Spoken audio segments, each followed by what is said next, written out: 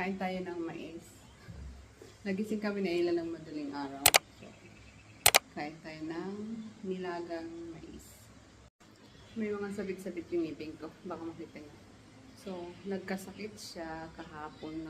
Kahapon, nag-umpisa siyang matamlay yung katawan pagdating namin galing sa city. Kasi pumunta kami sa city ngayon. Pinili kami. May nakain siguro siyang hindi niya. Gusto ng sikmura niya. So, pag uwi namin, doon na siya nag-umpisang nagsuka at saka nagtay. Tsaka nilagnat din siya. Cheese!